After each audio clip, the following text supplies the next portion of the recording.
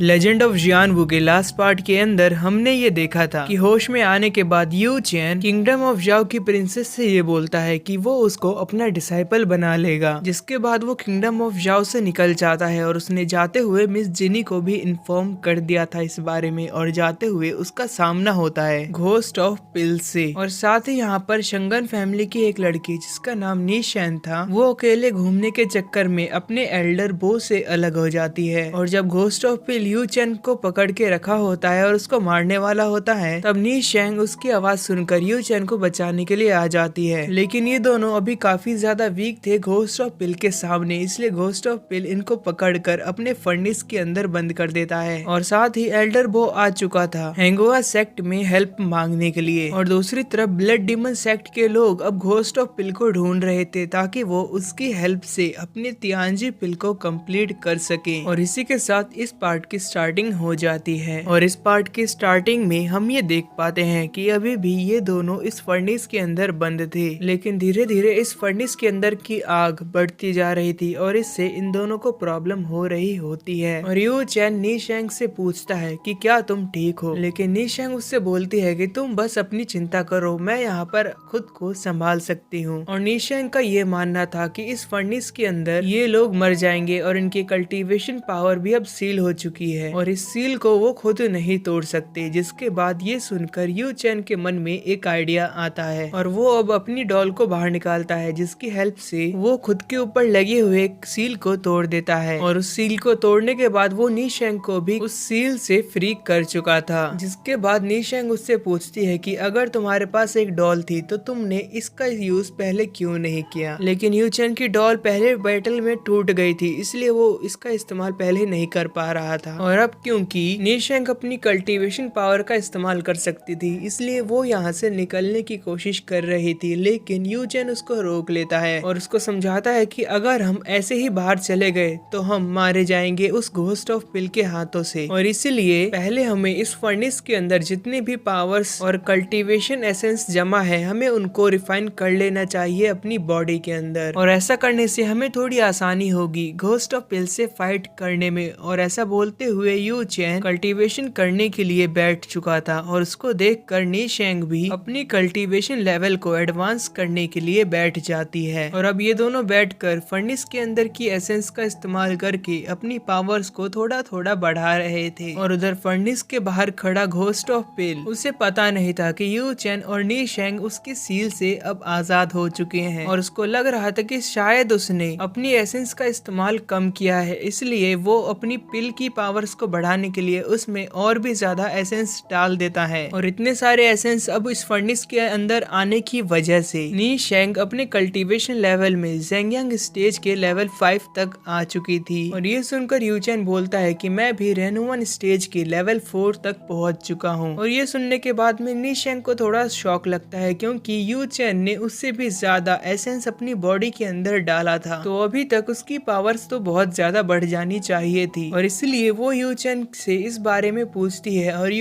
You चैन जिसके पास core नहीं बल्कि कोर डोमेन था, जिसके अंदर ज्यादा कल्टीवेशन एनर्जी स्टोर होती है, इसलिए उसने ज्यादा एसेंस का इस्तेमाल किया। लेकिन वो ये बात नी शेंग को नहीं बताता और बोलता है कि शायद मेरी बॉडी वीक है। और गाइस, लेजेंड ऑफ जियानवू के वर्ल्ड में सारे लोगों के पास में कल्टीवेशन के लिए कोर होता है, जो कि छोटा सा होता है, जिससे उनकी पावर्स बढ़ती है। लेकिन यू चैन के पास कोर डोमेन था, जिससे उसका कोर डोमेन बाकी किसी भी कोर वाले कल्टीवेशन से ज्यादा पावरफुल होता है। और यही रीजन है कि यू चैन अपने से स्ट्रॉन्ग कल्टीवेटर को, जिसका कल्टीवेशन लेवल उससे ज्यादा होता है, उसको हरा पाता है। अब इसके बाद यू चैन नी शेंग से एक उसका तालिस्म पेपर मांगता है और उसके पास भी एक तालिस्म पेपर था। और इन दोनों का इस्तेमाल करके वो घोस्ट ऑफ पिल को फंसाना चाहता था। और घोस्ट ऑफ पिल बाहर खुश हो रहा होता है, क्योंकि उसे लग रहा था कि उसकी रिफाइन की हुई पिल अब रेडी होने वाली है। लेकिन तभी फर्नेस ओपन हो जाता है और उसमें से डोले निकलती है, जो कि घोस्ट ऑफ पिल के ऊपर एक ट्रैप सेट कर देती है। और घोस्ट ऑफ पिल को ये समझ नहीं आता कि उसके फर्नेस के अंदर एक डॉल कैसे आ गई। और वो तालिस्म पेपर एक ट्रैप बनकर, जिसका नाम इमॉर्टल बाइंडिंग तालिस्म होता है, वो घोस्ट ऑफ पिल को पकड़ लेता है। और साथ ही यू चैन का तालिस्म पेपर, जिसका नाम स्काई ट्रैप होता है, वो भी घोस्ट ऑफ पिल को रोकने की कोशिश कर रहा था। और इन दोनों तालिस्म पेपर को यू चैन की डॉल एक्टिवेट बैरिकेड करके रखती है, जिसके बाद यू चैन और नी शेंग यहाँ से निकल जाते हैं। और यू चैन ये सोच रहा था कि ये तालिस्म पेपर बस थोड़ी देर के लिए ही घोस्ट ऑफ पिल को पकड़ के रख सकते हैं, और जैसे ही वो इन सब से फ्री होगा वो हमारा पीछा करते हुए जरूर आएगा। इसलिए वो मिस जिनी को अपनी लोकेशन भेज देता है ताकि मिस जिनी उसकी हेल्प करने के लिए आ सके। और उधर घोस्ट ऑफ पिल जहाँ पर बंद हो रखा था वहाँ से काफी ज्यादा आवाजें आ रही थी, और यूचन को लगता है कि उसकी डॉल अब डिस्ट्रॉय हो चुकी है। और ये देखकर नी शेंग भी एल्डर बो को अपनी हेल्प के लिए मैसेज भेज देती है। और इधर घोस्ट ऑफ पिल फ्री होकर अपने एक फर्नेस की हेल्प से बहुत ही स्ट्रॉन्ग एनर्जी का अटैक करता है यू चैन और नी शेंग के ऊपर, जिसको यू चैन रोकने की कोशिश करता है पर वो नहीं रोक पाता। जिसके बाद यू चैन और नी शेंग नीचे गिर जाते हैं और घोस्ट ऑफ पिल उनका पीछा करने लग रहा था। और इधर सारे एल्डर और मास्टर मिलकर यू चैन और नी शेंग को ढूंढने के लिए आ रहे होते हैं। और एल्डर वो अब यहाँ पर बोल रहे थे कि मुझे प्रिंसेस नी शेंग का मैसेज मिला है, वो आसपास में ही है। और ये सुनकर मिस जिनी बोलती हैं कि मुझे भी यू चैन ने एक मैसेज भेजा है, और जहाँ पर आपकी प्रिंसेस है लगता है वहीं पर यू चैन भी है। और ये सुनकर मिस जूली बोलती हैं कि लगता है ये दोनों एक ही प्रॉब्लम में फंस चुके हैं, इसलिए हम लोगों को उनके पास जल्दी से जल्दी पहुंचना पड़ेगा। जिसके बाद हम नी शेंग और यू चैन को देखते हैं जो कि घोस्ट ऑफ पिल के अटैक से नीचे आकर गिर गए थे। और यू चैन नी शेंग को संभालते हुए खड़ा करता है, लेकिन इतनी ही देर में यहाँ पर वापस से घोस्ट ऑफ पिल आ चुका था, जिससे भागकर ये दोनों बच रहे होते हैं। और इसके बाद ये दोनों अलग अलग डायरेक्शन में भाग रहे थे। और यहाँ पर घोस्ट ऑफ पिल सिर्फ एक ही पर्सन का पीछा कर सकता था, इसलिए वो अब यू चैन को छोड़कर नी शेंग का पीछा करने लगता है। और इसके थोड़ी ही देर में वो नी शेंग को पकड़ लेता है, जिसके बाद वो उसको टॉर्चर कर रहा था। और नी शेंग को प्रॉब्लम में देखकर यू चैन जो कि अलग डायरेक्शन में भाग चुका था, वो नी शेंग को बचाने के लिए वापस यहाँ पर आकर घोस्ट ऑफ पिल के ऊपर अटैक करने लगता है। और घोस्ट ऑफ पिल अब नी शेंग को नुकसान ना पहुंचाए इसलिए वो उसको अपने पीछे लगा देता है और नी शेंग से दूर जाने लगता है, जिसमें वो इस्तेमाल कर रहा था अपने तालिस्म पेपर का, जिससे उसकी स्पीड बढ़ रही थी। और नी शेंग भी ये देखकर इम्प्रेस हो जाती है कि यू चैन अपनी जान को रिस्क में डालकर उसको बचाने के लिए यहाँ पर आया हुआ था। साथ ही नी शेंग ये भी जानती थी कि यू चैन अकेले उस घोस्ट ऑफ पिल को नहीं हरा सकता,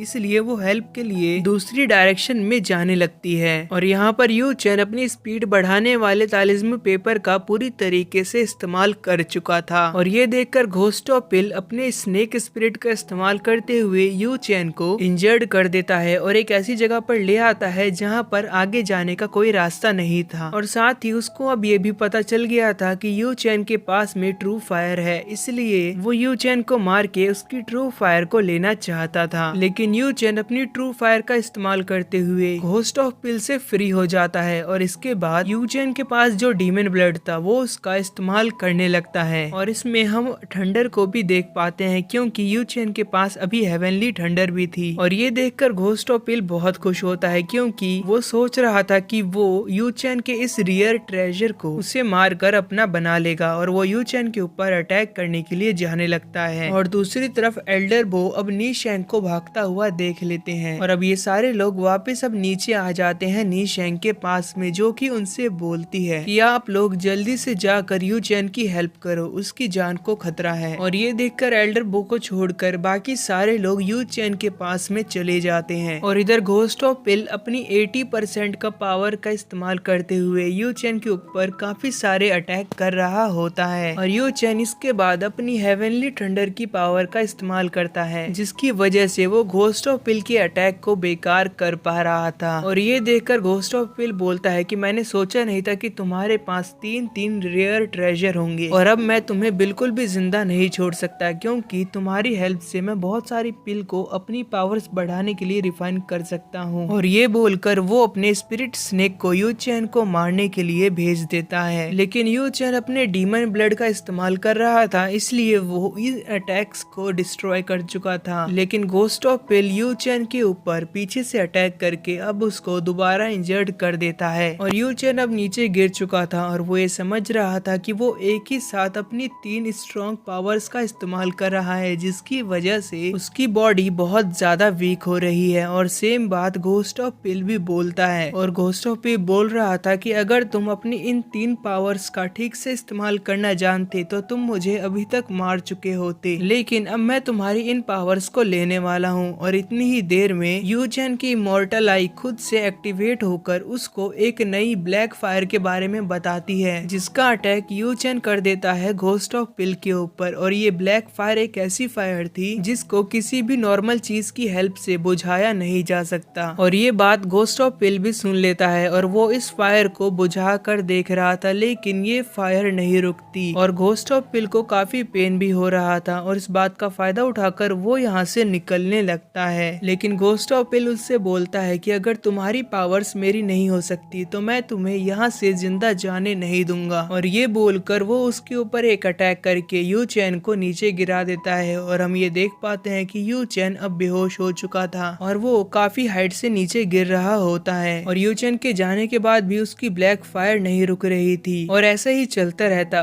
तो उस घोस्ट ऑफ पिल की पूरी बॉडी ब्लैक फायर से जल जाती। इसलिए घोस्ट ऑफ पिल को अपनी जान बचाने के लिए अपने हाथ को काटना पड़ता है और हम देखते हैं कि उस कटे हुए हाथ को भी वो ब्लैक फायर पूरी तरीके से जलाकर खत्म कर देती है। और अपना हाथ कटा हुआ देखकर घोस्ट ऑफ पिल को बहुत गुस्सा आ रहा था। और इतनी ही देर में यहाँ पर सारे एल्डर और मास्टर आ जाते हैं और इनके साथ एल्डर बो भी थे, जो नी शेंग को सेफ जगह पर पहुंचा कर आए थे। और नेक्स्ट पार्ट में हम इन लोगों की फाइट देखेंगे, जिसके साथ ये पार्ट यहीं पर खत्म हो जाता है।